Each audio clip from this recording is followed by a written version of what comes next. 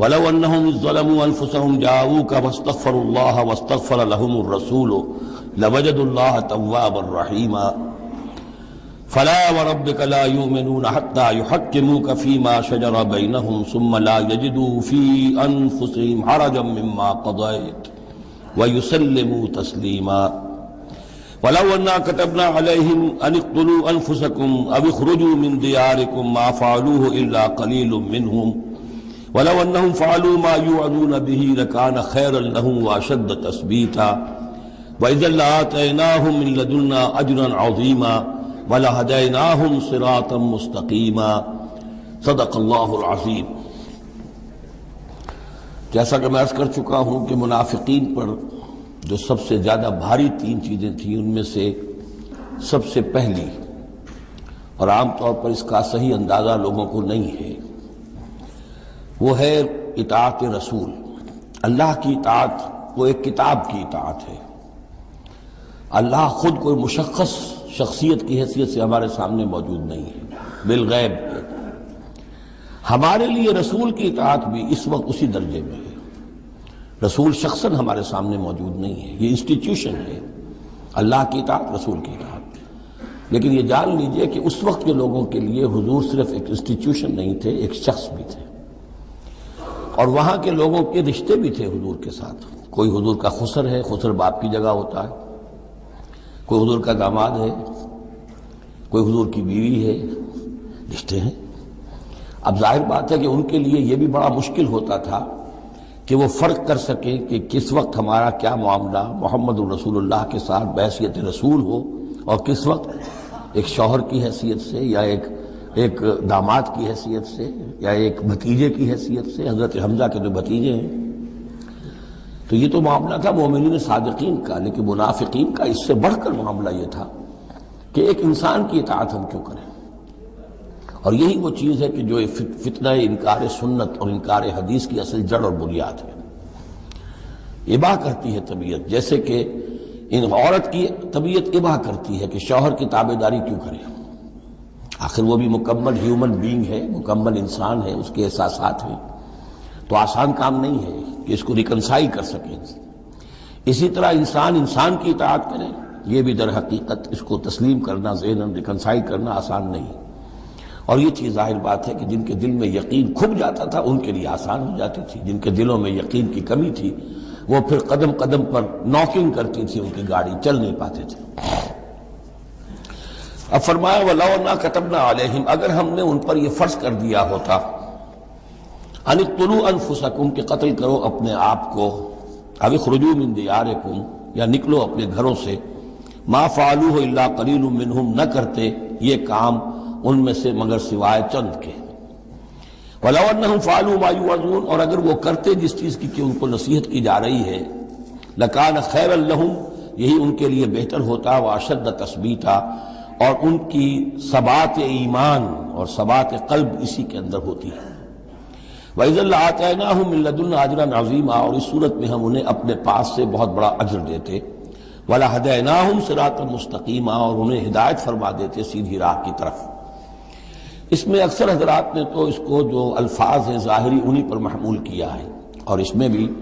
کوئی قباحت نہیں ہے، اللہ ہمارا خالق ہے، اگر اللہ حکم دے کہ اپنے آپ کو قتل کرو، خودکشی کرو، تو ہمیں کرنی ہوگی۔ اگر اللہ ہمیں حکم دے اپنے گھروں سے نکل جاؤ تو نکلنا ہوگا۔ تو اس میں ایک اشارہ یہ ہو سکتا ہے کہ جیسے جو تاریخ بنی اسرائیل میں ہم دیکھ آئے ہیں، وہاں یہ تھا کہ جن لوگوں نے بچڑے کی پرستش کی تھی ان کو جو مرتد ہونے کی سزا دی گئی تھی، اس کے لیے الفاظ یہی آئے تھے أَنِ اقْتُلُوا أَنفُسَكُمْ قتل کرو اپنے آپ کو۔ مراد یہ ہے کہ تم اپنے قبیلے کے ان لوگوں کو قتل کرو جنہوں نے اس گناہ کبیرہ کا ارتکاب کیا ہے۔ تو شاید چونکہ منافقین کا معاملہ چل رہا ہے، اور منافقین کے ساتھ اکثر و بیشتر ایسا ہوتا تھا کہ ان کے خاندان والے، رشتہ دار، ان کے گھرانے والے ان کے ساتھ شامل ہو جاتے تھے حمایت کے اندر، تو یہاں بتایا جا رہا ہے کہ بجائے اس کے کہ ان کی حمایت کرو، ہونا تو چاہیے اس کے بالکل برعکس، اور وہ یہ کہ تم اپنے اندر سے خود دیکھو کون ہیں کہ جو منافق ہیں، کہ جو اصل میں آستین کے سانپ ہیں۔ اگر اللہ تعالیٰ نے تمہیں حکم نہیں دیا ہے، اگر اللہ تعالیٰ یہ حکم بھی دے سکتا تھا کہ ہر قبیلہ، ہر گھرانہ اپنے ہاں کے منافقین کو خود قتل کرے، یہ تو حضرت عمر رضی اللہ تعالیٰ عنہ نے اپنی اس ایمان کی غیرت کے اندر، غیرت ایمانی کے اندر قتل کیا، اور اس پر انہیں غصہ آیا، اس لیے کہ بہرحال وہ ان کے اپنے خاندان کے لوگ تو نہیں تھے، لیکن یہ کہ اللہ تعالیٰ اگر یہ حکم دیتا تو یہ بھی تمہیں کرنا چاہیے تھا، لیکن یہ کہ اللہ کے علم میں ہے کہ تم میں سے بہت کم لوگ ہوتے کہ جو اس حکم کی تعمیل کر سکتے، اور اگر کر گزرتے ما یوعظون بہ لکان خیرا لہم واشد تثبیتا واذا لآتیناہم من لدنا اجرا عظیما ولہدیناہم صراطا مستقیما۔ اب اس کے بعد یہ اطاعت رسول کے موضوع پر جو عظیم ترین آیت ہے قرآن کی وہ آ رہی ہے، وَمَن يُطِعِ اللَّهَ وَالرَّسُولَ، اور جو کوئی اطاعت کرے گا اللہ کی اور رسول کی صلی اللہ علیہ وسلم، فَأُولَٰئِكَ مَعَ الَّذِينَ أَنْعَمَ اللَّهُ عَلَيْهِمْ، تو یہ وہ لوگ ہوں گے جنہیں معیت حاصل ہوگی ان کی جن پر اللہ کا انعام ہوا، اور وہ کون ہیں؟ من النبیین والصدیقین والشہداء والصالحین، یعنی انبیاء کرام اور صدیقین اعظام اور شہداء کرام اور صالحین، وحسن اولئک رفیقا، اور یہ لوگ تو بہت ہی اچھے ہیں رفاقت کے لیے، یعنی اللہ اور اس کے رسول کی اطاعت کرنے والوں کا پھر شمار ان لوگوں کے زمرے میں ہوگا، وہ جو سورہ فاتحہ کے ضمن میں ہم نے دیکھا تھا کہ اہدنا الصراط المستقیم صراط الذین انعمت علیہم، وہ کون لوگ ہیں انعمت علیہم، اس کی تفسیر ہے یہ، فاولئک مع الذین انعم اللہ علیہم من النبیین والصدیقین والشہداء والصالحین۔ ایک بیس لائن ہے، صالح مسلمان، نیک نیت مسلمان،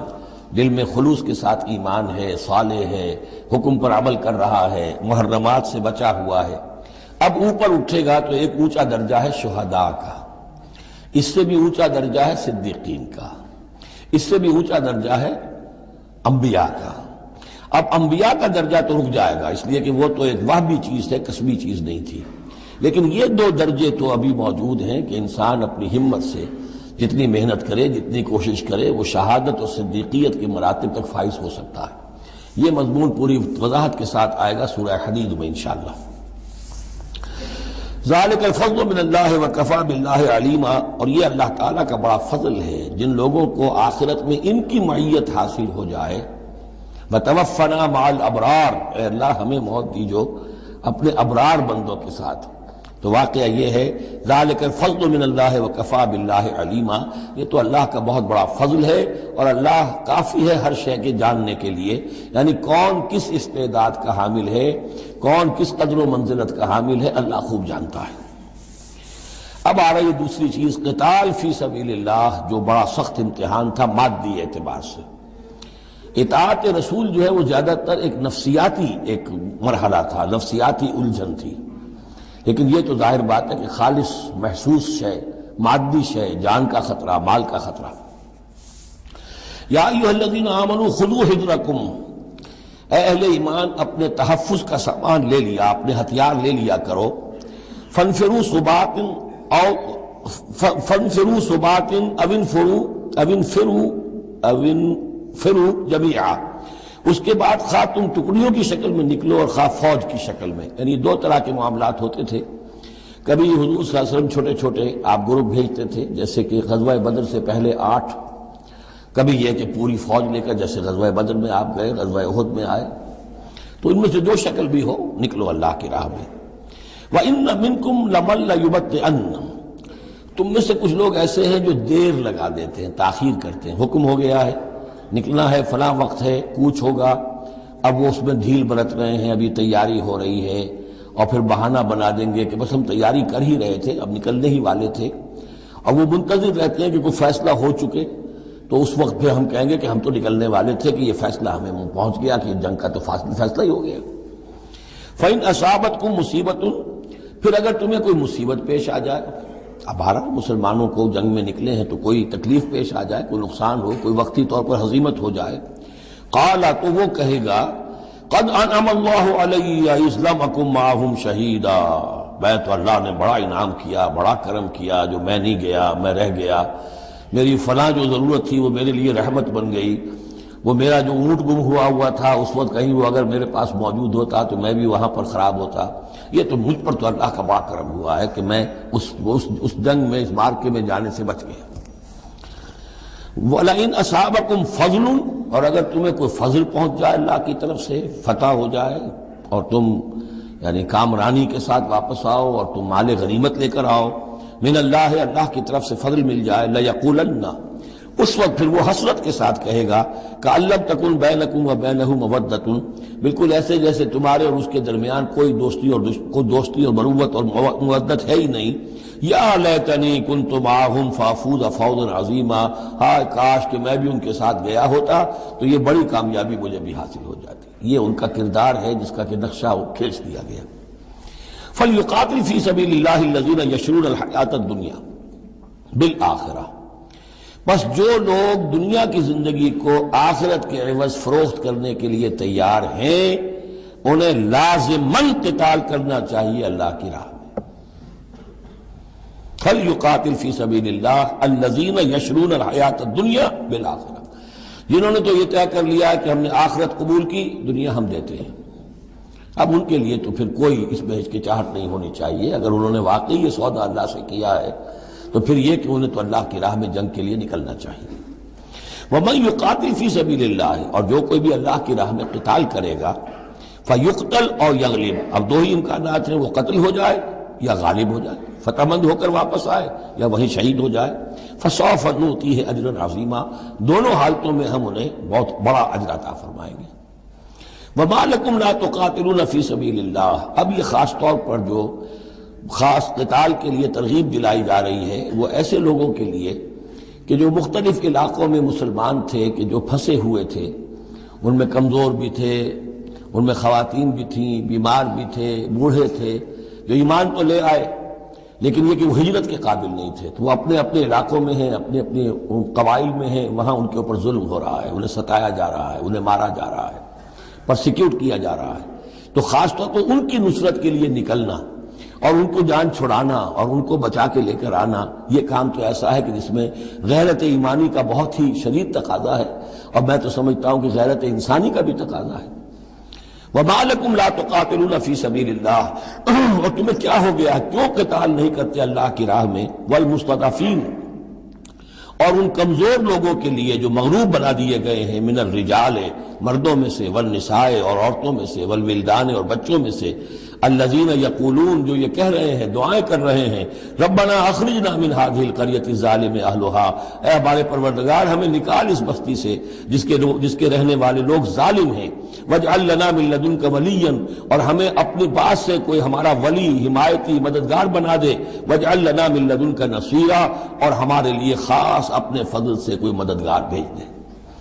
اب ان کی جو یہ آہ و بکا ہے وہ بھی تمہیں آمادہ نہیں کر رہی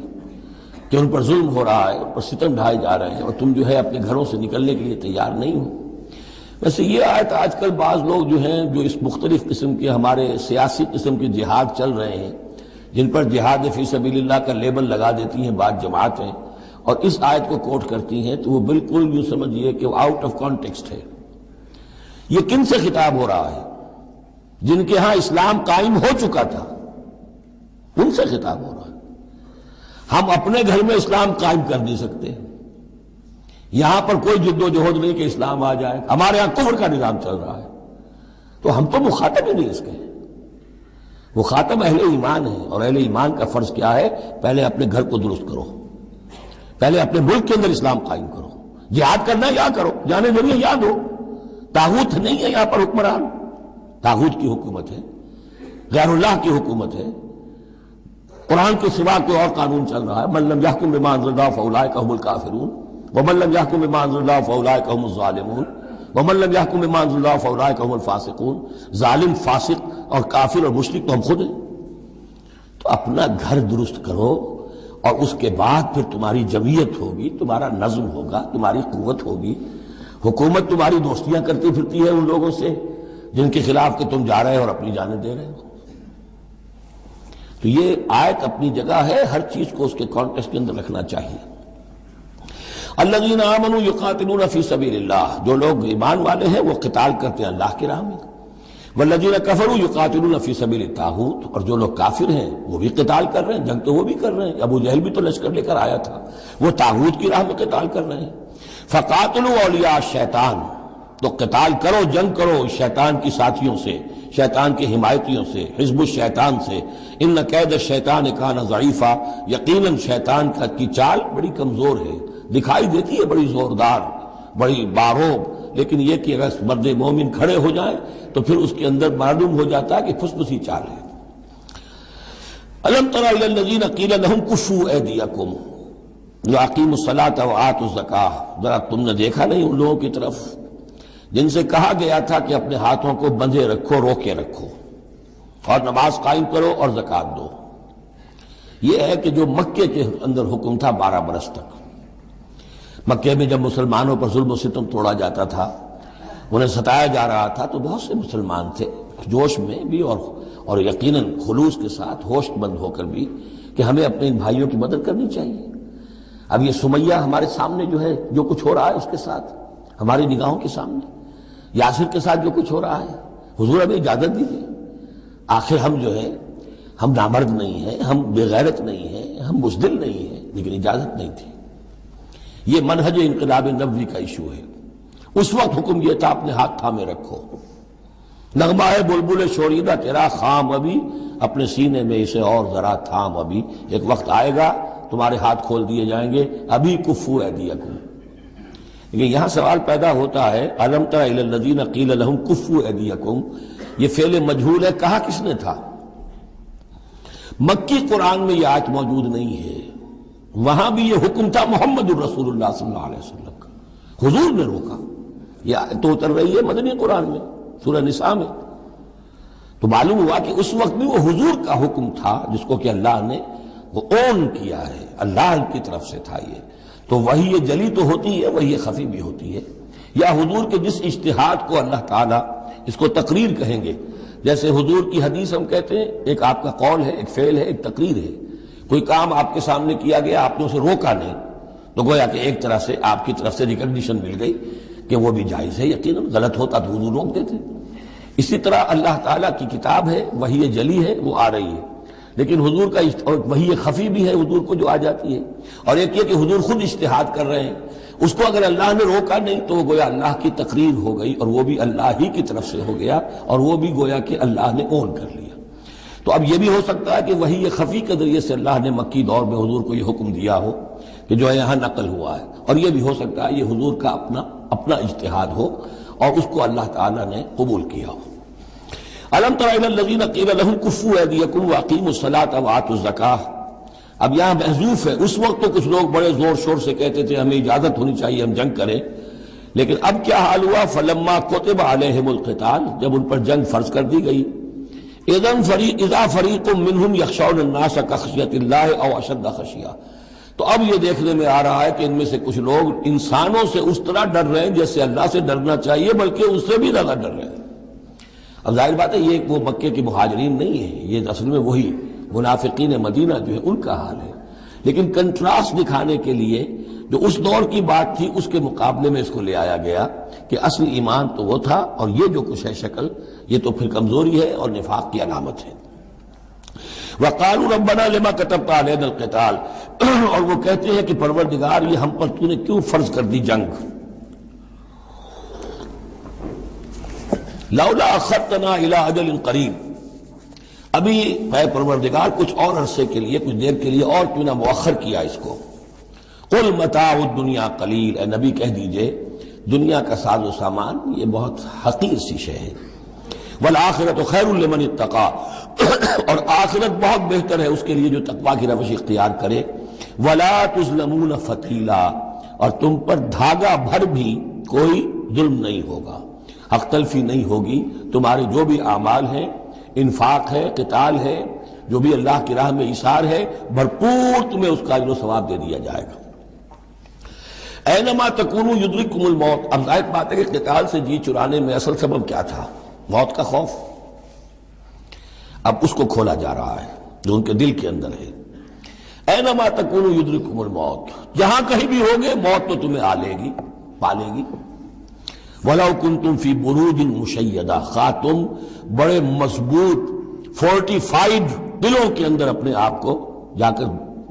محصور کر لو، بروج قلعے کے لیے آتا تھا، مشیدہ بہت مضبوط۔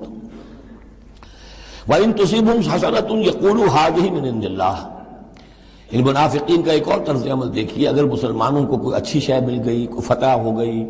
کوئی اور خیر آ گیا، حضور کی تدبیر کے اچھے نتائج نکل آئے، تو اسے حضور کی طرف منسوب نہیں کرتے تھے۔ کیا کہتے تھے؟ ان تصیبہم حسنۃ یقولوا ھذہ من عند اللہ، بڑا اللہ کا فضل ہوا، بڑا اللہ کا کرم ہوا، اللہ نے کیا ہے۔ وَإِن تُصِبْهُمْ سَيِّئَةٌ، اگر کوئی تکلیف آ گئی، کوئی مصیبت آ گئی، یقولوا ھذہ من عندک، اے محمد آپ کی وجہ سے ہوا ہے، یہ آپ نے یہ غلط اقدام کیا، آپ نے یہ فیصلہ کر لیا کہ کھلے میدان میں جا کے جنگ کریں گے، ہم نے تو مشورہ دیا تھا آپ کو، آپ کی بھی رائے یہی تھی کہ مدینے کے اندر محصور ہو کر جنگ کریں۔ خیر آ گئی تو اللہ کی طرف سے، اور اگر تکلیف آ گئی تو اے محمد آپ کی طرف سے۔ قل کل من عند اللہ، کہہ دیجئے یہ سب چیزیں، خیر ہو، شر ہو، تکلیف ہو، آسانی ہو، مشکل ہو، جو بھی صورت میں سب اللہ کی طرف سے ہیں۔ فما لہؤلاء القوم لا یکادون یفقہون حدیثا، تو ان لوگوں کو کیا ہو گیا ہے کہ یہ کوئی بات بھی نہیں سمجھتے، ان کی مت بالکل ماری جا چکی ہے۔ اب یہاں جو اگلی آیت ہے اس کے بارے میں کافی قول ہیں، لیکن جو میرے نزدیک راجح ہے وہ میں بیان کر رہا ہوں کہ اس میں تحویل خطاب ہے۔ شروع میں جو خطاب کیا جا رہا ہے وہ ان مسلمانوں کو جن کی طرف سے یہ کمزوری یا نفاق ظاہر ہو رہا تھا۔ وما اصابک من حسنۃ فمن اللہ وما اصابک من سیئۃ فمن نفسک، دیکھو اے مسلمان، جو بھی کوئی خیر تمہیں ملتا ہے تمہیں یہی کہنا چاہیے اللہ کی طرف سے، اگرچہ خیر بھی اللہ کی طرف سے اور شر بھی اللہ کی طرف سے۔ یہ تو جو ہمارے ایمان کا ہے وہ ایمان مفصل، والقدر خیرہ وشرہ من اللہ تعالی والبعث بعد الموت، ہمارا ایمان اس پر ہے۔ لیکن طریقہ کیا ہے انسان کے لیے، ادب کیا ہے، صحیح کیا ہے؟ وہ یہ ہے کہ خیر ملے اللہ کا فضل ہے، اور اگر کوئی خرابی ہوئی ہے میری کسی غلطی سے ہوئی ہے، مجھ سے کوئی کوتاہی ہوئی ہے، مجھے اللہ تعالیٰ نے کوئی تعدیب فرمانی چاہیے۔ وَأَرْسَلْنَاكَ لِلنَّاسِ رَسُولًا، اور اے نبی ہم نے آپ کو تو لوگوں کے لیے رسول بنا کر بھیجا ہے۔ ایک یہ قول ہے کہ اس میں تحویل خطاب ہے، ایک یہ کہ درمیانی ٹکڑے میں بھی خطاب تو حضور سے ہی ہے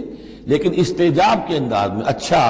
تو جو انہیں خیر مل جائے تمہیں وہ تو ہے اللہ کی طرف سے، اور جو کوئی برائی آ جائے تو اے نبی آپ کی طرف سے ہے۔ کیا بات یہ کہہ رہے ہیں جبکہ اللہ نے آپ کو تو رسول بنا کر بھیجا ہے؟ تو یہ دو تعبیریں ہیں اس کی، میرے نزدیک پہلی تعبیر راجح ہے۔ وَكَفَى بِاللَّهِ شَهِيدًا، اور اللہ تعالیٰ کافی ہے گواہ کے طور پر یا مددگار کے طور پر۔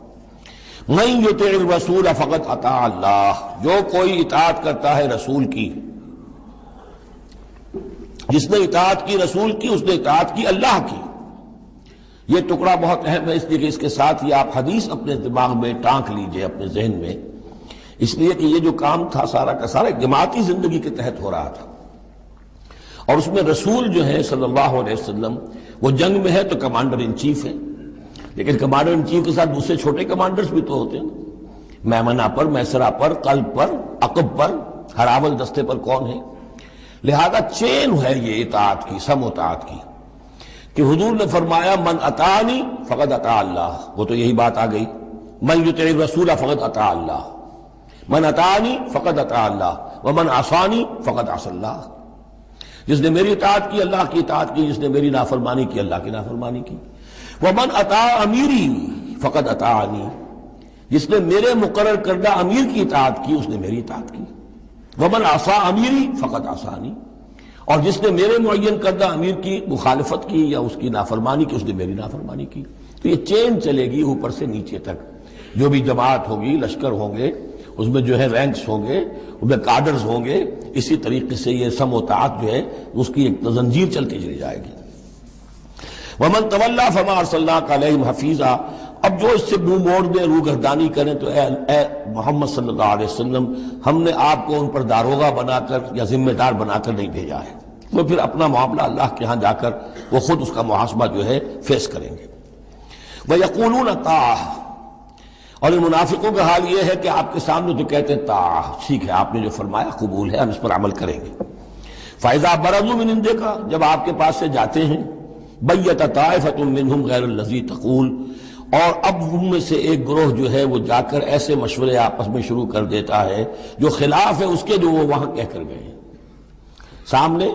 تو ہو گئی، بعد میں جا کر جو ہے ریشہ دوانی، سازش۔ واللہ یکتب ما یبیتون، اور اللہ لکھ رہا ہے، نامہ اعمال ان کا تیار ہو رہا ہے، وہ جو بھی مشورے کرتے ہیں، فاعرض عنہم، تو اے نبی ان سے اعراض کیجئے، ان کو دفع کیجئے، چشم پوشی کیجئے، یہ کوئی نقصان نہیں پہنچا سکیں گے۔ اس میں بھی مصلحت یہ ہے کہ ابھی ان کے خلاف اقدام کرنا خلاف مصلحت ہے۔ جیسے ایک دور میں فرمایا گیا کہ ابھی فاعفو واصفحوا، ان یہودیوں کو ذرا ابھی ان کی شرارتوں پر نکیر نہ کیجئے، جو کہہ رہے ہیں صبر کیجئے، اس لیے کہ ابھی اسی کے اندر مصلحت ہے کہ ابھی یہ محاذ نہ کھولا جائے۔ اسی طرح ان کے بارے میں کہا کہ آرزنو، ابھی ذرا کچھ عرصے کے لیے، یہاں الفاظ تو نہیں ہے وہ عرصے کے لیے، لیکن نتیجے کے طور پر، اس لیے کہ غزوہ تبوک کے بعد پھر حضور نے ان پر گرفت شروع کی، تو وقت آ گیا کہ اس کے بعد ان کے پردے چاک کر دیے گئے، جو پردے پڑے رہے تھے اب تک وہ پردے اٹھا دیے گئے تھے۔ فاعرض عنہم وتوکل اللہ، اور آپ اللہ پر توکل کیجئے، وکفی باللہ وکیلا، اللہ کافی ہے سہارے کے طور پر۔ یعنی ان کی یہ ریشہ دوانیاں، ان کے یہ مشورے، ان کی یہ سازشیں، یہ سب جو ہے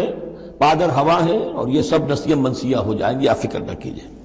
افلا یتدبرون القرآن، تو کیا یہ لوگ قرآن پر تدبر نہیں کرتے؟ پڑھتے تو ہیں، میں نے آپ سے کہا نا نمازیں تو وہ پڑھتے تھے۔ جو بھی منافق تھا اسے اس وقت نماز تو پڑھنی پڑتی تھی، ورنہ تو مسلمان نہ مانا جاتا۔ آج تو مسلمان مانے جانے کے لیے نماز ضروری نہیں ہے، اس وقت تو ضروری تھی، بلکہ عبداللہ ابن ابی تو پہلی صف میں ہوتا تھا، اور جمعے کے روز تو خاص طور پر حضور کے خطبے سے پہلے کھڑا ہو جاتا تھا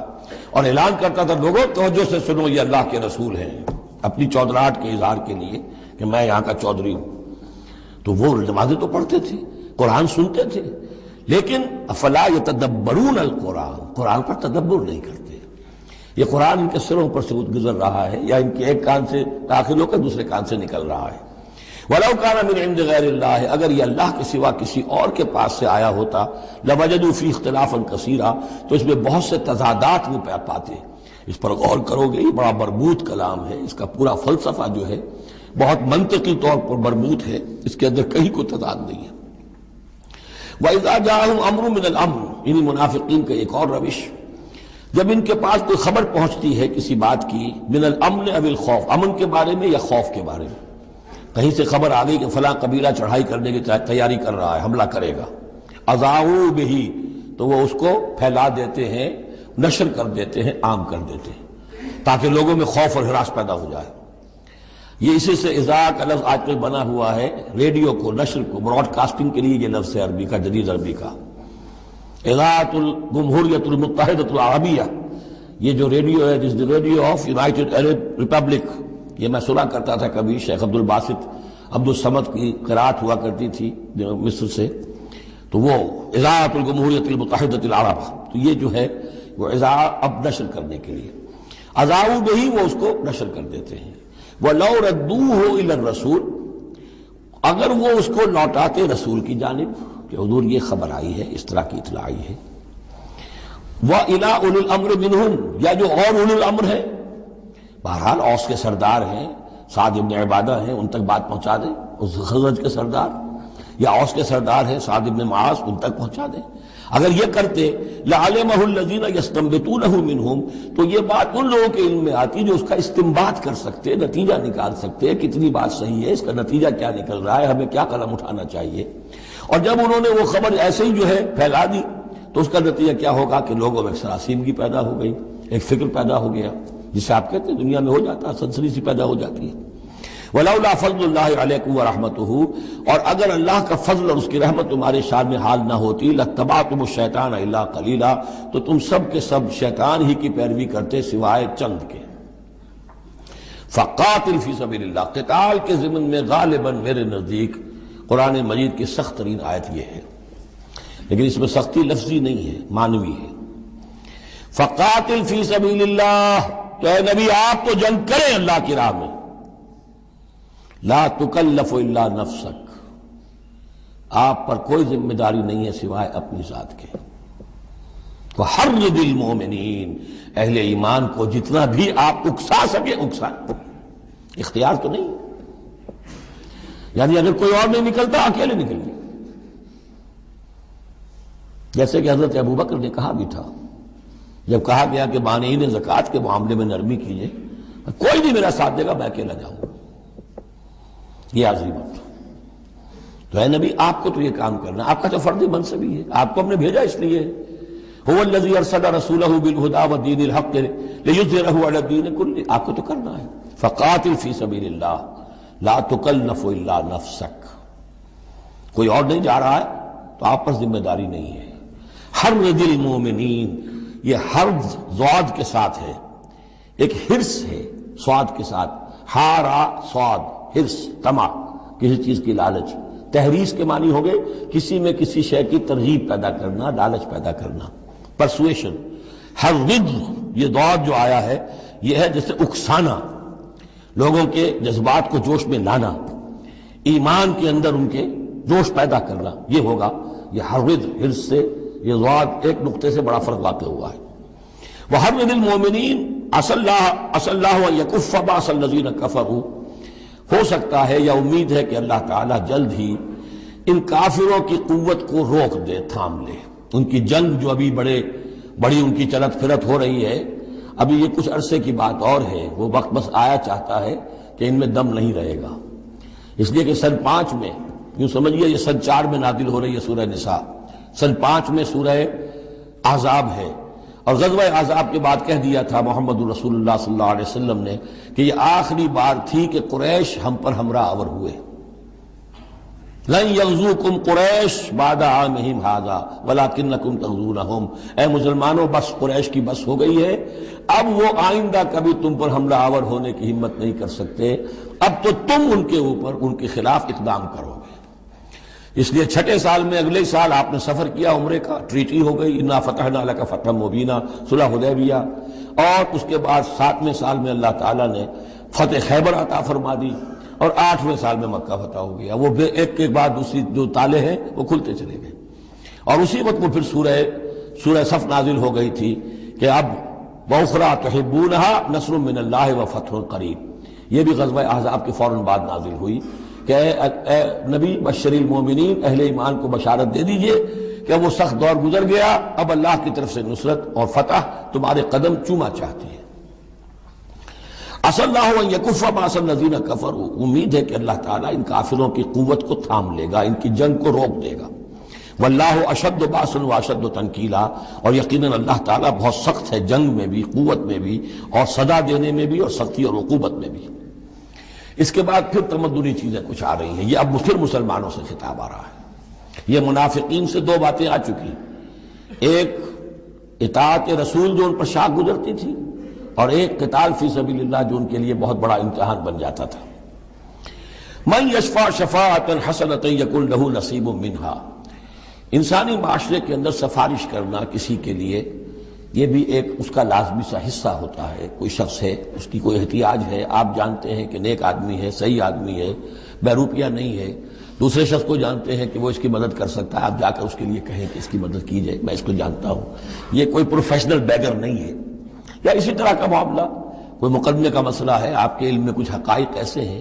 کہ جو فائل کے اوپر جو پولیس نے جو بھی کر رکھی ہے کارروائی، وہ دھوکہ دینے والے ہیں، ڈیسیونگ ہے، تو آپ جاتے ہیں کسی کے پاس اور کہتے ہیں کہ یہ بات یوں ہے، تو یہ کوئی بری بات نہیں ہے۔ اچھائی کے لیے،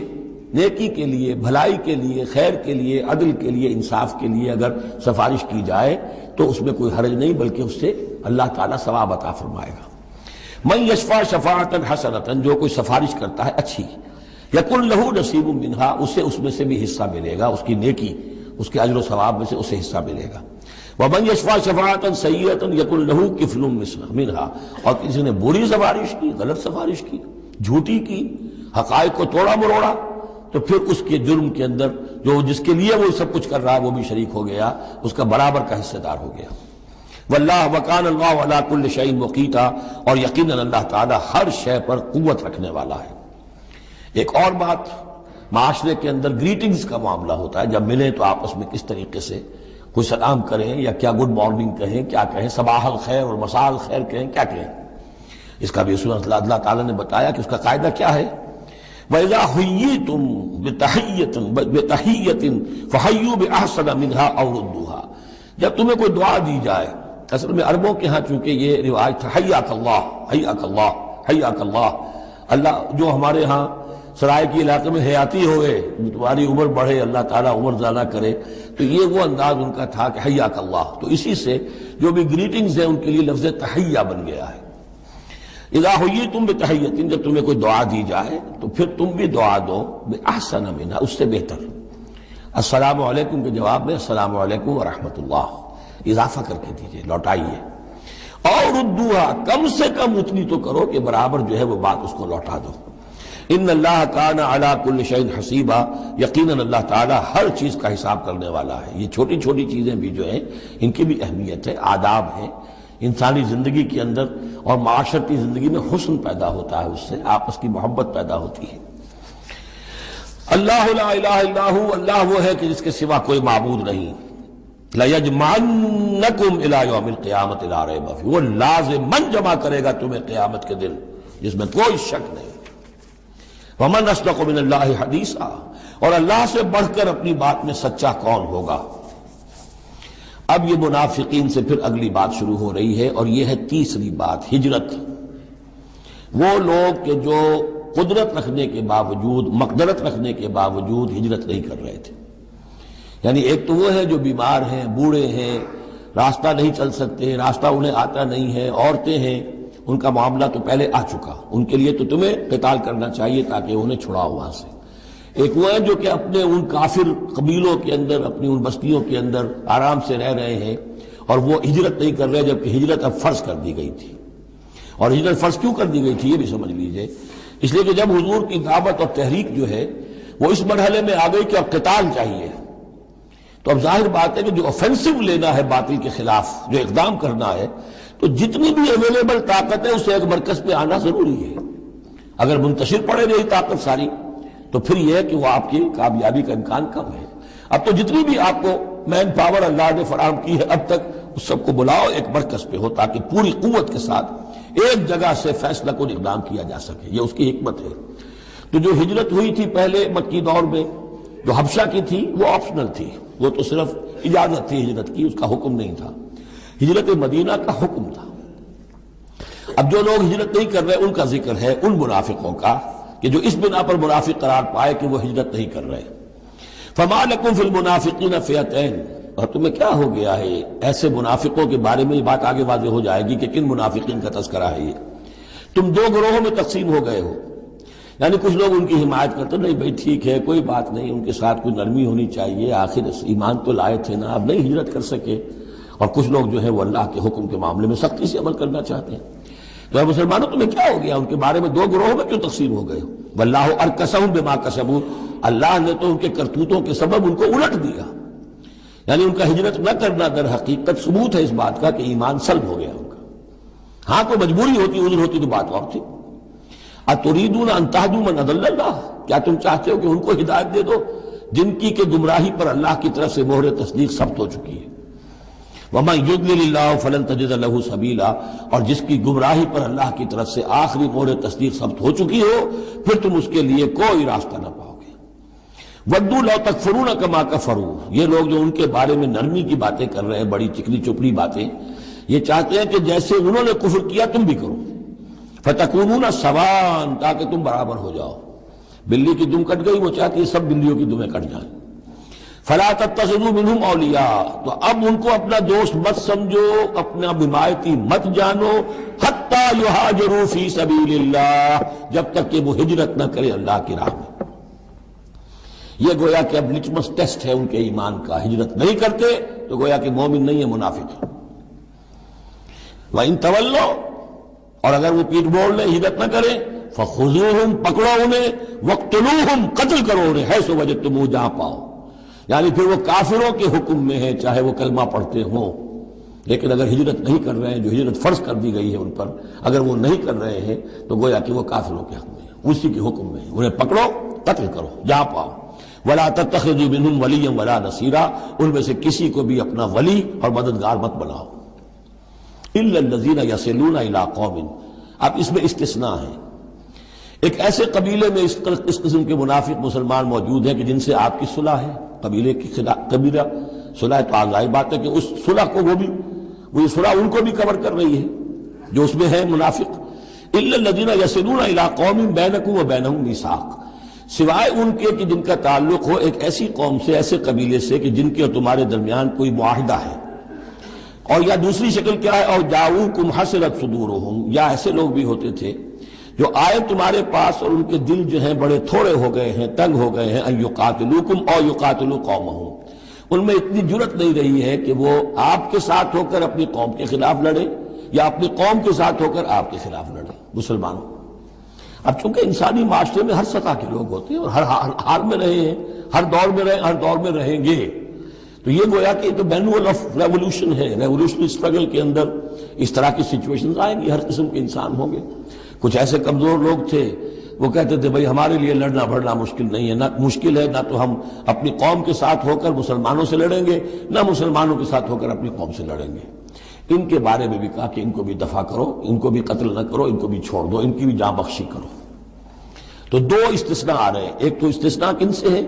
کہ جن کے ساتھ، جن کے قبیلے کے ساتھ تمہارا معاہدہ ہے اس کے منافقین کے اوپر وہ حکم نہیں آئے گا خذوہم وقتلوہم حیث ثقفتموہم کہ انہیں پکڑو اور قتل کرو جہاں پاؤ۔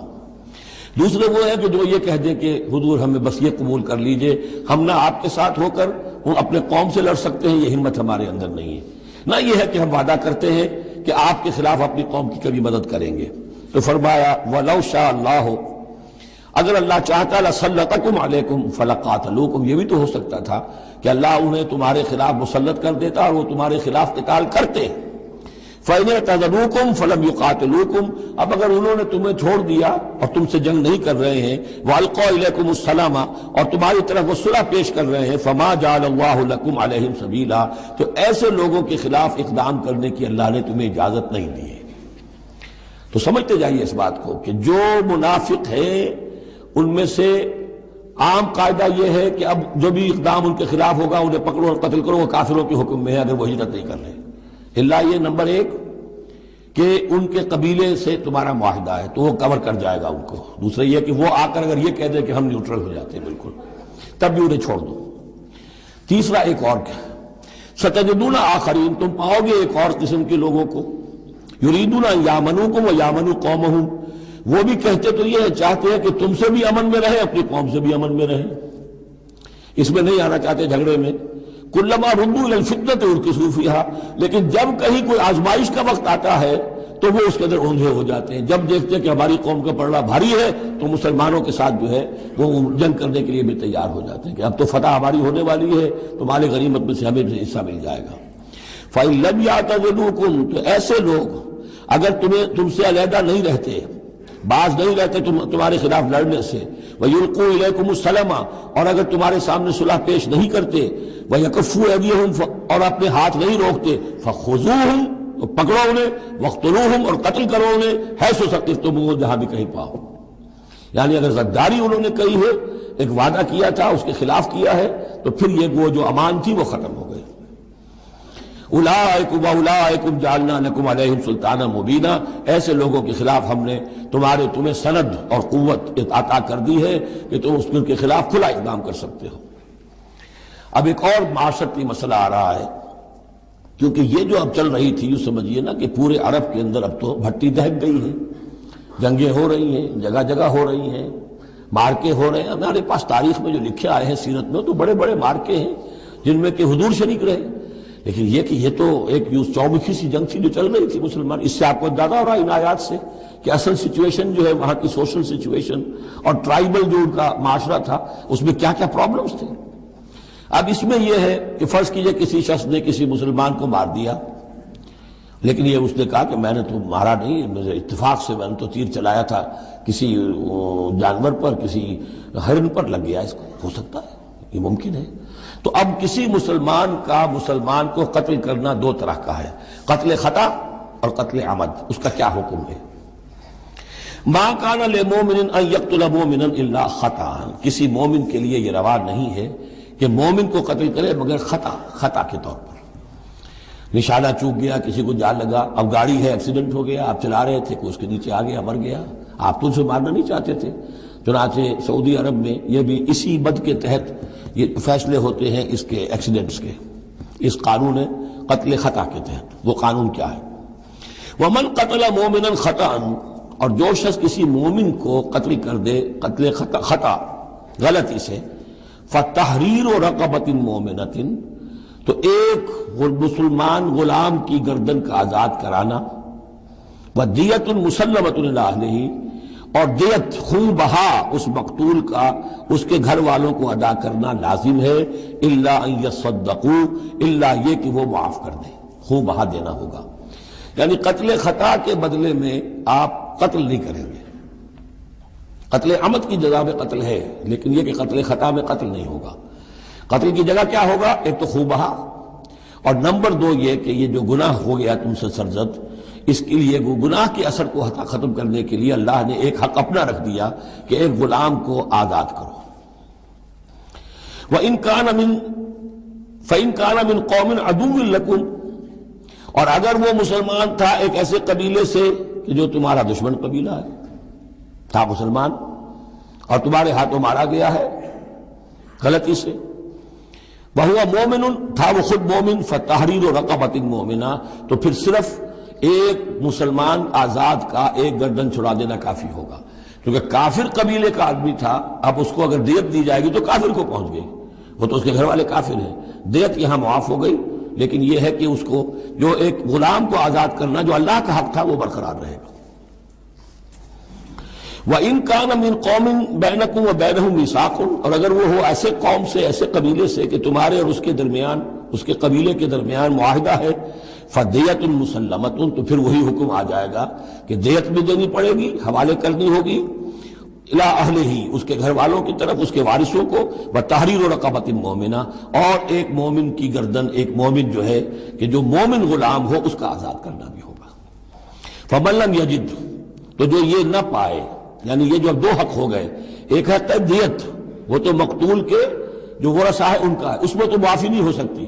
البتہ اللہ نے جو رکھا ہوا ہے کہ ایک مومن غلام کو آزاد کیا جائے، اگر کسی کے اندر اتنی مقدرت نہیں ہے تو اللہ نے نرمی کر دی اپنے حق میں، فَمَن لَّمْ يَجِدْ فَصِيَامُ شَهْرَيْنِ مُتَتَابِعَيْنِ، جس کے پاس اتنا پیسہ نہیں ہے کہ کوئی مسلمان غلام کو خریدے اور آزاد کرے، تو وہ 2 مہینے کے پے بپے متواتر روزے رکھے، توبۃ من اللہ، یہ اللہ کی طرف سے اس کے جرم کا کفارہ بن جائے گا، اس کے توبہ کے قبول کا ذریعہ بن جائے گا۔ وَكَانَ اللَّهُ عَلِيمًا حَكِيمًا، اور یقیناً اللہ تو علیم اور حکیم ہے۔ اب آ رہا قتل عمد، وَمَن يَقْتُلْ مُؤْمِنًا مُتَعَمِّدًا، اور جو کوئی قتل کرے گا کسی مومن کو جان بوجھ کر قتل عمد، فَجَزَاؤُهُ جَهَنَّمُ خَالِدًا فِيهَا، اس کا بدلہ تو جہنم ہے جس میں وہ ہمیشہ ہمیشہ رہے گا، وَغَضِبَ اللَّهُ عَلَيْهِ، اور اللہ تعالیٰ کا غضب اس پر ہوگا، وَلَعَنَهُ، اور اللہ نے اس پر لعنت فرمائی، وَأَعَدَّ لَهُ عَذَابًا عَظِيمًا، اور اس کے لیے بہت بڑا عذاب تیار کیا ہے۔ شروع میں آیا تھا کہ 2 چیزیں ہیں، حرمت جان، حرمت مال، معاشرے کی بنیاد اس پر قائم ہے،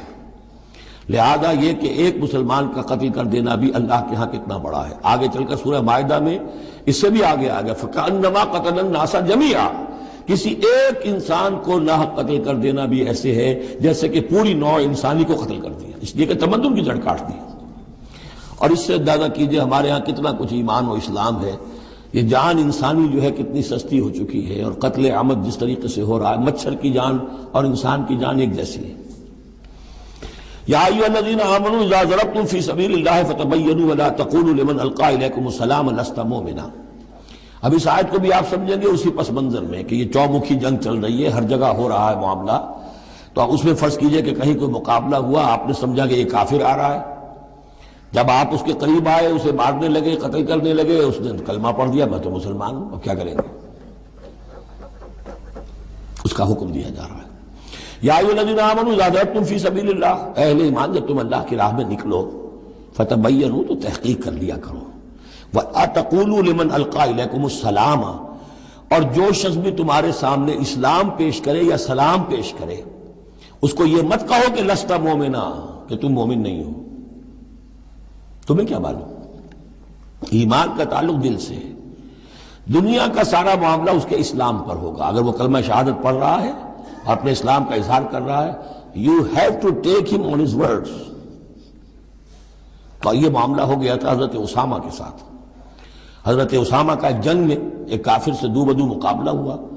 جب وہ کافر بالکل زیر ہو گیا کہ اب اس کو معلوم ہوا کہ میرے لیے بچت کا کوئی راستہ نہیں ہے، انہیں کلمہ پڑھ دیا، اشہد ان لا الہ الا اللہ واشہد ان محمد رسول اللہ۔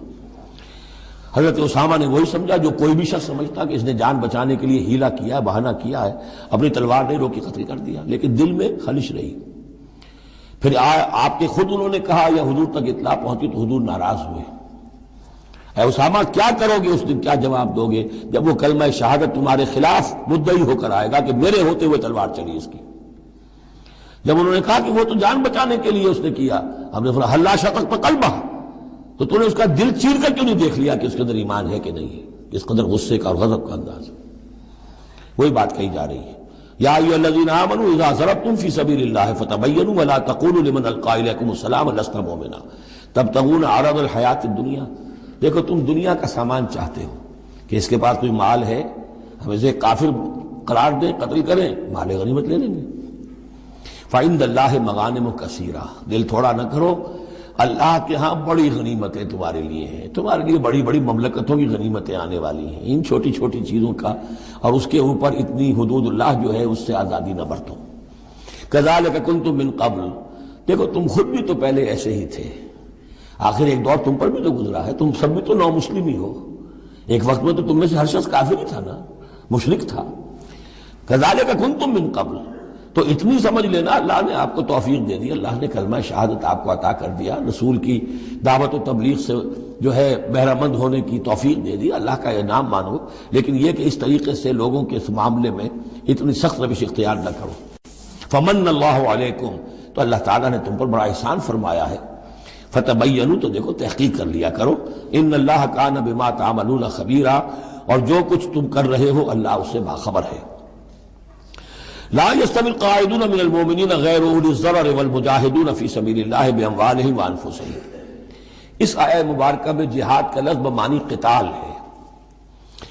جہاں تک جہاد کا تعلق ہے وہ تو مومن ہر وقت کر رہا ہے، دعوت و تبلیغ بھی جہاد ہے، اپنے نفس کے خلاف بھی جہاد ہے، المجاہد من جاہد نفسہ، بلکہ پوچھا گیا ای الجہاد افضل یا رسول اللہ، آپ نے فرمایا تو جاہد نفسک فی طاعت اللہ،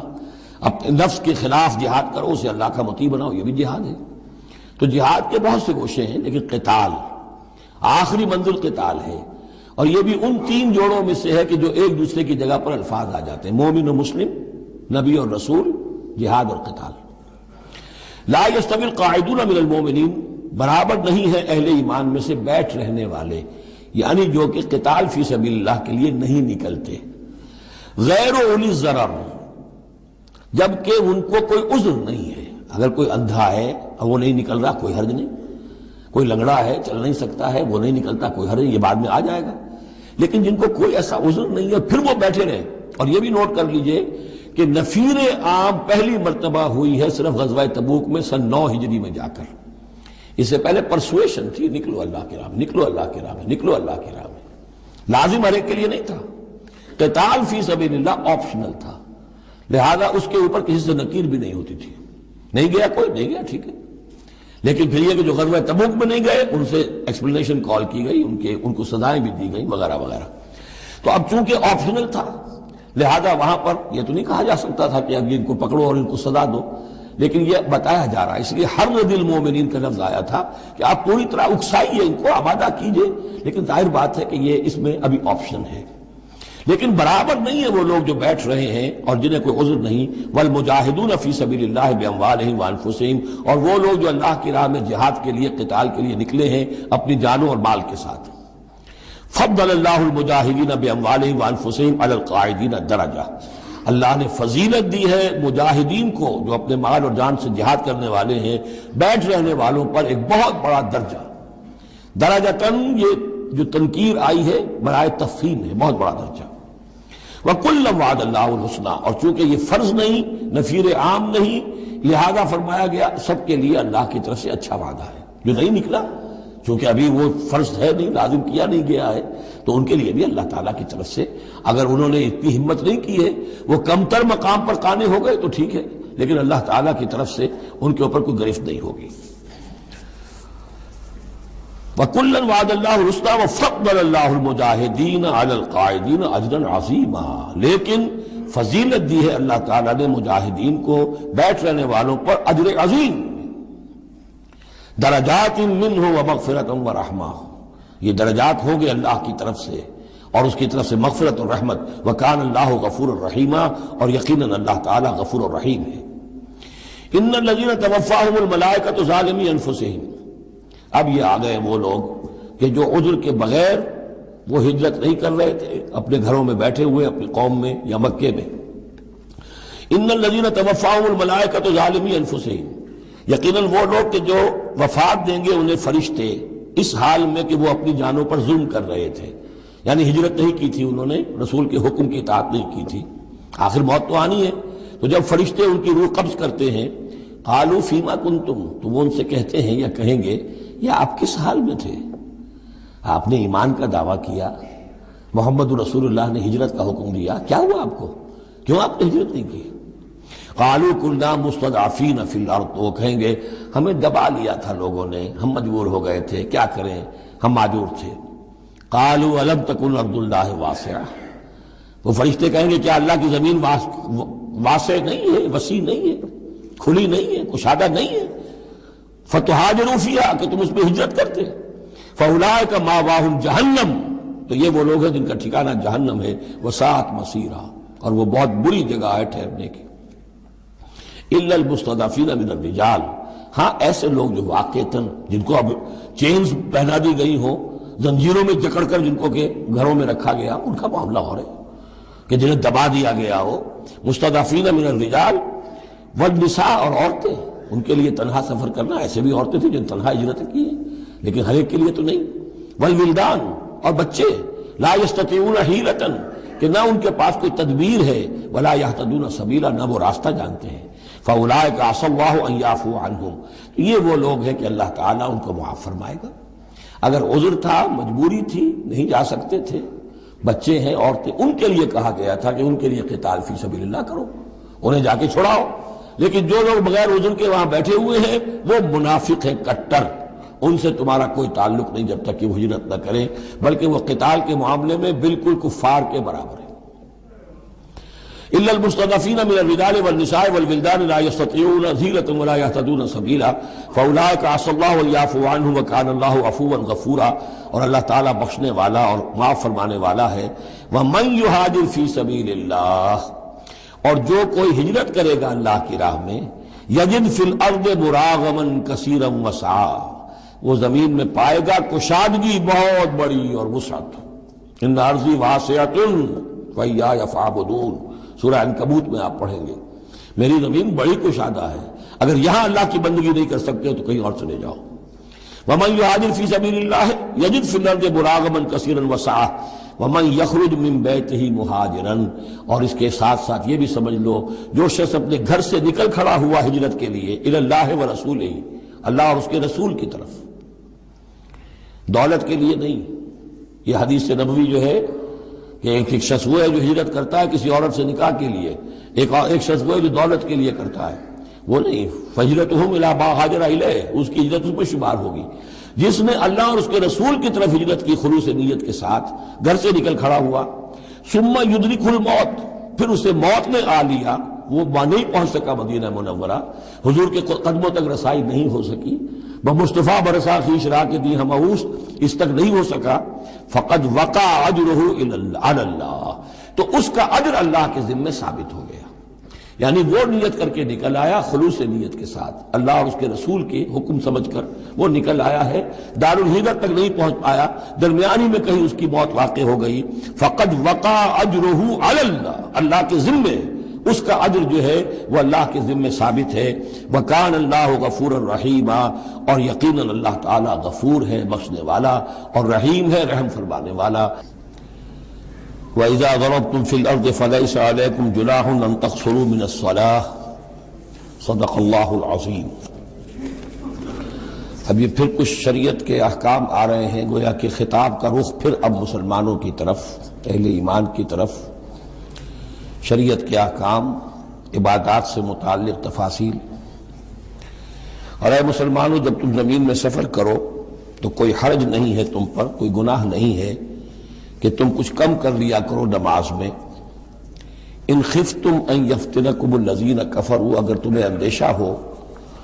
کہ تم کو نقصان پہنچائیں گے کافر، ان الکافرین کانوا لکم عدوا مبینا، یقیناً یہ کافر تمہارے کھلے دشمن ہیں۔ یہ ہے قصر صلاۃ، لیکن صلاۃ الخوف کی حالت میں، جنگ کی حالت میں قصر کا حکم۔ اور اس میں بھی خاص طور پر جو صورتحال تھی کہ جب حضور کے ساتھ ہوتے تھے تو اب اگر شکل یہ ہوتی کہ آدھا آدھا لشکر علیحدہ علیحدہ نماز پڑھے اور پھر حضور ایک کے ساتھ نماز پڑھیں تو دوسروں کو محرومی کا احساس ہوتا، لہذا آپ دیکھیے کہ ایک بہت عمدہ تدبیر بتائی گئی۔ فَإِذَا كُنْتَ فِيهِمْ، تو اے نبی جب آپ بھی ان کے اندر موجود ہوں، فَأَقَمْتَ لَهُمُ الصَّلَاةَ، اور آپ نے ان کے لیے نماز کھڑی کر دی ہو، فَلْتَقُمْ طَائِفَةٌ مِّنْهُمْ مَعَكَ، تو ان میں سے ایک گروہ کو تو کھڑے ہونا چاہیے آپ کے ساتھ، وَلْيَأْخُذُوا أَسْلِحَتَهُمْ،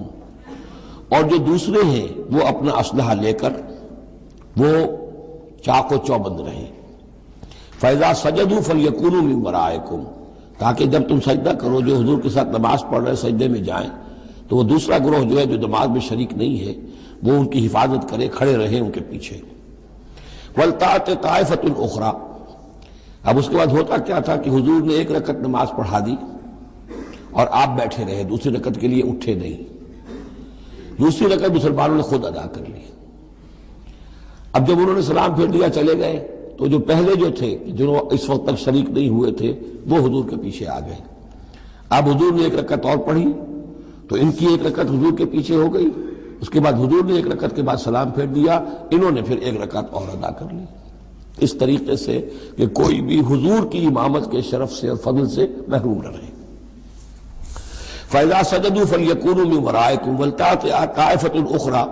لَمْ يُصَلُّوا فَلْيُصَلُّوا مَعَكَ، اب وہ دوسرا گروہ کو آنا چاہیے کہ جنہوں نے ابھی نماز نہیں پڑھی تھی کہ وہ آپ کے ساتھ نماز پڑھیں، وَلْيَأْخُذُوا حِذْرَهُمْ وَأَسْلِحَتَهُمْ، اور ان کو چاہیے کہ وہ اپنی ڈھالیں بھی، اپنا بچاؤ بھی اور اسلحہ بھی ساتھ رکھے۔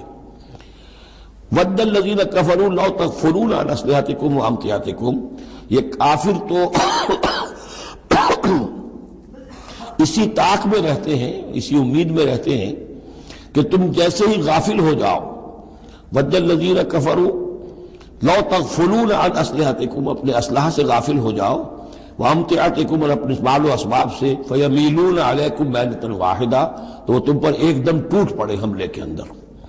وَلَا جُنَاحَ عَلَيْكُمْ إِن كَانَ بِكُمْ أَذًى مِّن مَطَرٍ، اور کوئی حرج نہیں ہے تم پر، کوئی گناہ نہیں ہے اگر تمہیں کوئی تکلیف ہو یا بارش کی وجہ سے کوئی صورتحال ایسی ہو، اور کنتم مرضی، یا تم بیمار ہو، ان تضعوا اسلحتکم، کہ اسلحہ تو اپنا رکھ دو، وخذوا حذرکم، لیکن صرف ڈھال لے لیا کرو کہ اچانک کوئی حملہ ہو جائے تو اگر پوری تلوار نیزہ وغیرہ سب اپنے جسم پر لگایا ہوا ہے تو نماز کا پڑھنا مشکل ہے، اور یہ کہ حالات ایسے ہیں تو اسلحہ علیحدہ رکھ دیا جائے لیکن ڈھال اپنے پاس موجود رہے، تاکہ اچانک کوئی حملہ ہو تو کم سے کم انسان کو وقت ملے کہ وہ اپنے آپ کو بچا کر اور پھر وہ اپنا اسلحہ بھی لے لے گا۔ ان اللہ اعد للکافرین عذابا مہینا، یقیناً اللہ تعالیٰ نے کافروں کے لیے ایک بہت اہانت آمیز عذاب تیار کر رکھا ہے۔ فَإِذَا قَضَيْتُمُ الصَّلَاةَ، پھر جب یہ نماز اس طریقے سے تم ادا کر لو، فَاذْكُرُوا اللَّهَ قِيَامًا وَقُعُودًا وَعَلَىٰ جُنُوبِكُمْ، تو پھر ذکر کرو اللہ کا، کھڑے ہوئے، بیٹھے ہوئے، لیٹے ہوئے،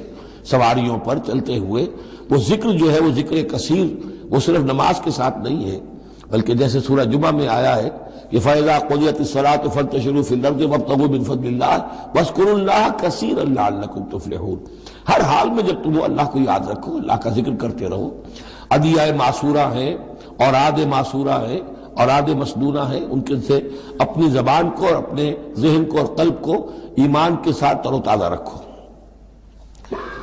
فَإِذَا اطْمَأْنَنْتُمْ، اور جب تمہیں امن حاصل ہو جائے، یعنی یہ نماز کی یہ کیفیت جو ہے یہ صرف اس شکل میں ہوگی کہ خوف ہے، صلاۃ الخوف، جب تمہیں امن حاصل ہو جائے، خوف جاتا رہے، فَأَقِیمُوا الصَّلَاةَ، پھر نماز قائم کرو جیسے کہ نماز کے قائم کرنے کے آداب ہیں، اس کی شرائط ہیں۔ ان الصلاۃ کانت علی المؤمنین کتابا موقوتا، یقیناً نماز اہل ایمان پر فرض کی گئی ہے، فرض ہونے کی شکل میں اور وقت کے ساتھ، اس کی فرضیت ہے اور موقوت ہے، اس کے اپنے اوقات ہیں، اور اس اوقات کے ضمن میں آپ کو بتا چکا ہوں کہ حضرت جبرائیل نے 2 دن نماز آپ کو پڑھائی، ایک دن 5 نمازیں اول وقت میں، دوسرے دن 5 نمازیں آخر وقت میں، اور بتایا کہ ان کے مابین وقت ہے۔ وَلَا تَهِنُوا فِي ابْتِغَاءِ قَوْمٍ، اور دیکھو اس قوم یعنی اپنے دشمن کا پیچھا کرنے میں سست نہ بنو۔ اب تو یوں سمجھیے کہ جو حق و باطل کی جنگ ہے وہ آخری مرحلے کو پہنچ رہی ہے، اب آخری مرحلے پہ آ کے تھک نہ جانا۔ وَلَا تَهِنُوا فِي ابْتِغَاءِ الْقَوْمِ، ان کا پیچھا کرنے میں سست مت پڑو، ہمت نہ ہارو۔ ان تکونوا تعلمون، بڑے پیارے الفاظ ہیں، اگر تمہیں کوئی تکلیف پہنچتی ہے، الم پہنچتا ہے، بے آرامی ہے، فَإِنَّهُمْ يَعْلَمُونَ كَمَا تَعْلَمُونَ، تو کیا انہیں نہیں پہنچتا؟ انہیں بھی تو تکلیف پہنچتی ہے، وہ بھی جنگ کر رہے ہیں، وہ بھی زخم کھاتے ہیں، ان کے بھی لوگ مر رہے ہیں، وہ ساری تکلیفیں انہیں بھی پہنچ رہی ہیں، دشمنوں کو بھی۔ وَتَرْجُونَ مِنَ اللَّهِ مَا لَا يَرْجُونَ، اور تم اللہ سے امیدیں رکھتے ہو جو وہ نہیں رکھتے۔ تمہیں تو جنت کی امید ہے، تمہیں اللہ سے مغفرت کی امید ہے، انہیں تو یہ بھی نہیں ہے۔ تو اس اعتبار سے تمہیں تو ان سے کہیں آگے بڑھ جانا چاہیے۔ جو آخری آیت تھی سورہ آل عمران کی کہ یا ایھا الذین آمنوا اصبروا وصابروا ورابطوا، ان سے تو بڑھ جانا چاہیے صبر کے اندر کہ تمہارا سہارا تو اللہ ہے، وما صبرک الا باللہ۔ ان کے تو یہ من گھڑت قسم کے دیویاں دیوتا، ان کے دل کے اندر ان کی حقیقت میں کوئی قدر و قیمت بھی نہیں ہے، پھر بھی وہ اپنے باطل معبودوں کے لیے اس طریقے سے جان جوکھوں میں ڈال رہے ہیں، تو مسلمانوں تمہیں تو اس سے 10 گنا کرنا چاہیے۔ وَلَا تَهِنُوا فِي ابْتِغَاءِ الْقَوْمِ إِن تَكُونُوا تَعْلَمُونَ فَإِنَّهُمْ يَعْلَمُونَ كَمَا تَعْلَمُونَ وَتَرْجُونَ مِنَ اللَّهِ مَا لَا يَرْجُونَ وَكَانَ اللَّهُ عَلِيمًا حَكِيمًا، اور یقیناً اللہ تعالی علیم ہے اور حکیم ہے۔ اب یہ چند آیتیں آ گئیں اہل ایمان سے خطاب میں، اب پھر کچھ منافقوں کا معاملہ ایک آ رہا ہے۔ اِنَّا أَنزَلْنَا إِلَيْكَ الْكِتَابَ بِالْحَقِّ لِتَحْكُمَ بَيْنَ النَّاسِ بِمَا أَرَاكَ اللَّهُ، اے نبی ہم نے آپ پر کتاب نازل کی ہے حق کے ساتھ، تاکہ آپ لوگوں کے مابین فیصلہ کریں انصاف کے ساتھ، اور جو اللہ نے آپ کو دکھایا ہے، یعنی ایک تو کتاب دی ہے، قانون دیا ہے، ایک آپ کو بصیرت دی ہے۔ یہ اللہ تعالیٰ کی طرف سے بصیرت خاص ظاہر بات ہے کہ ایک جج بیٹھا ہوا ہے اور جج کے پاس آپ نے کتاب ہے، فائل ہے، شہادتیں ہیں، گواہیاں ہیں۔ اب ایک اس کی اپنی ایک چھٹی حص بھی ہوتی ہے، اس کی اپنی جو ہے ایک ججمنٹ بھی ہوتی ہے جس کو کہ وہ بروئے کار لاتا ہے، تو اس کو اللہ کہتا ہے جیسا کہ ہم آپ کو دکھاتے ہیں اس کے مطابق فیصلہ کریں۔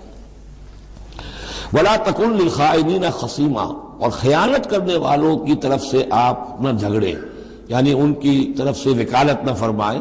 کہ آپ کوئی اگر مسلمان ہے، کہنے کو مسلمان ہے خائن، تو اب اس کی طرفداری جو ہے آپ کو نہیں کرنی ہے۔ اس کا اصل میں ایک واقعہ ہو گیا تھا کہ ایک منافق مسلمان، اس نے کسی مسلمان کے گھر میں چوری کی، نقب لگائی، وہاں سے ایک آٹے کا تھیلا لے لیا، کچھ اسلحہ لے لیا۔ وہ اپنے گھر تک آیا تو وہ آٹے کی تھیلے کے اندر کہیں سوراخ تھا تو وہ آٹا گرتا گیا، تھوڑا تھوڑا وہ سارا راستہ جو ہے پتہ چل گیا کہ اس کے گھر تک سوراخ پہنچ گیا۔ پھر اسے کچھ خیال آیا کہ ممکن ہے مجھ پر شک ہو جائے، اسے پتہ نہیں تھا کہ یہ آٹا بھی میرا لاس فاش کر رہا ہے۔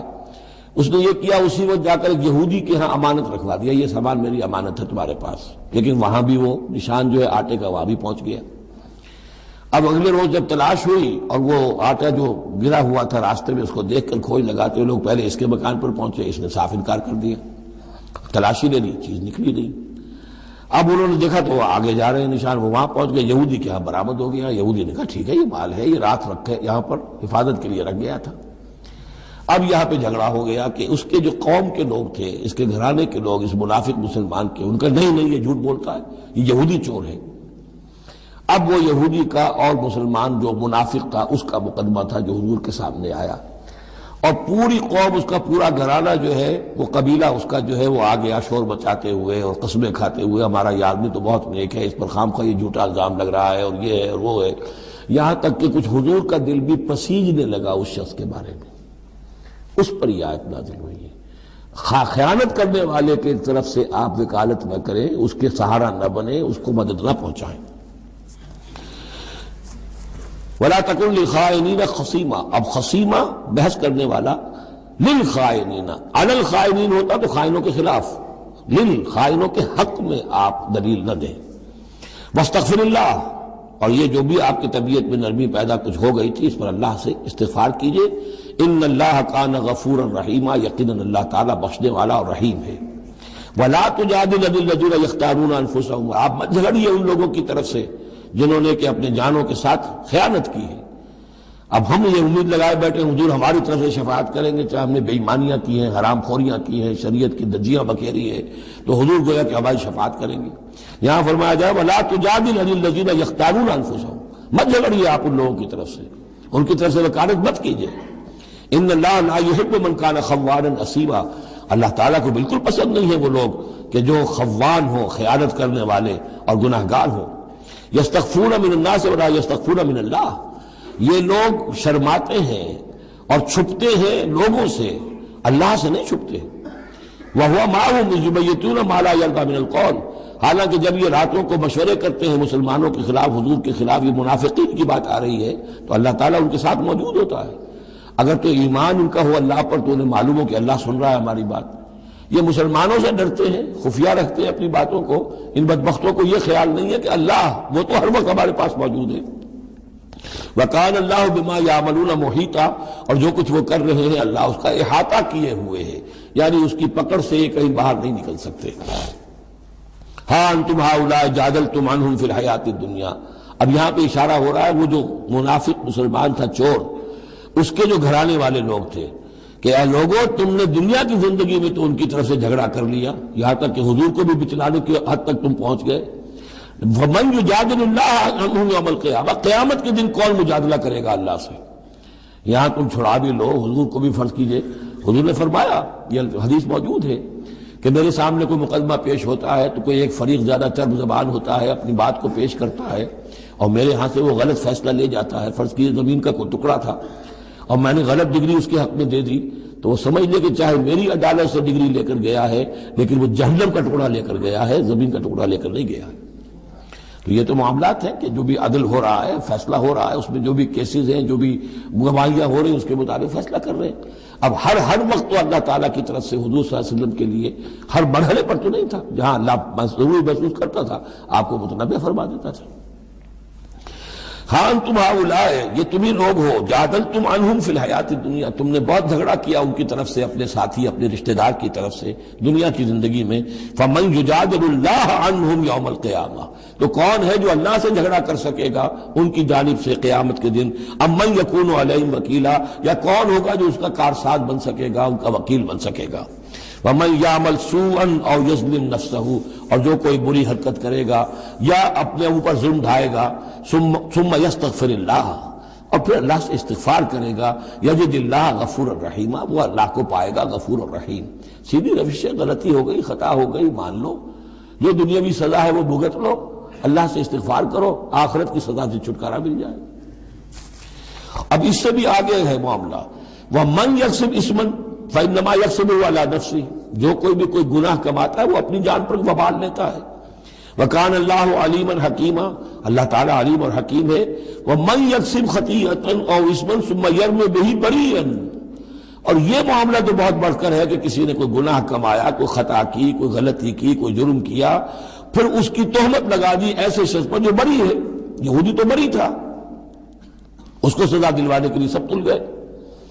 تو ثم یرمی بہ بریئا، جو بری ہے اس سے، اس کا کوئی تعلق نہیں، اس کا اس میں کوئی گناہ میں حصہ نہیں، فقد احتمل بہتانا و اسما مبینا، تو اس نے تو اپنے سر پر بہت بڑا طوفان اور بہت کھلا کھلا گناہ کا بوجھ لے لیا ہے۔ ولولا فضل اللہ علیک، اب یہ حضور سے خطاب ہو رہا ہے کہ اس معاملے میں اگر اللہ تعالیٰ نے بر وقت آپ کو مطلع نہ کر دیا ہوتا، ولولا فضل اللہ علیک ورحمتہ لہمت طائفۃ منہم ان یضلوک،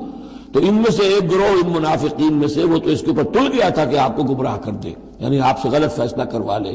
عدالت محمدی سے ظلم ہو جائے، اور وہ جو اصل میں مجرم نہیں تھا، بے گناہ جو ہے یہودی، اس کو پکڑ لیا جائے۔ وَلَوْلَا فَضْلُ اللَّهِ عَلَيْكَ وَرَحْمَتُهُ لَهَمَّتْ طَائِفَةٌ مِّنْهُمْ أَن يُضِلُّوكَ وَمَا يُضِلُّونَ إِلَّا أَنفُسَهُمْ، حقیقت میں وہ نہیں گمراہ کر رہے مگر اپنے آپ کو، وَمَا يَضُرُّونَكَ مِن شَيْءٍ، اور اے نبی وہ آپ کو نقصان نہیں پہنچا سکیں گے، یعنی ہم ایسے مواقع پہ بر وقت آپ کو مطلع کرتے ہیں۔ وَأَنزَلَ اللَّهُ عَلَيْكَ الْكِتَابَ وَالْحِكْمَةَ، اور اللہ نے آپ پر کتاب نازل کی ہے اور حکمت نازل کی ہے۔ وَعَلَّمَكَ مَا لَمْ تَكُنْ تَعْلَمُ، اور وہ ساری باتیں آپ کو سکھائی ہیں جو آپ نہیں جانتے تھے۔ وَكَانَ فَضْلُ اللَّهِ عَلَيْكَ عَظِيمًا، اور یقیناً اللہ کا فضل آپ پر بہت بڑا ہے۔ لا خیر فی کثیر من نجواہم، اب یہ چونکہ منافقین تھے یہ اپنے نجوا کرتے تھے، علیحدہ بیٹھ کے گفتگویں کرنا، سرگوشیاں کرنا، اور طرح طرح کے نجوا ہوتے تھے، بیٹھے باتیں بھی کر رہے ہیں، مسکرا بھی رہے ہیں کسی کو دیکھ کر، تاکہ اس کے دل میں خلجان پیدا ہو جائے یہ میرے بارے میں کوئی باتیں کر رہے ہیں، اشارے بھی کر رہے ہیں، تو 100 طرح سے ہتھ کنڈے، اور یہ ہماری مجلسوں میں بھی ہوتا ہے۔ یہ سارے معاملات جو کہ انسانی معاشرے کے اندر جیسے ہوتے تھے آج بھی ہوتے ہیں۔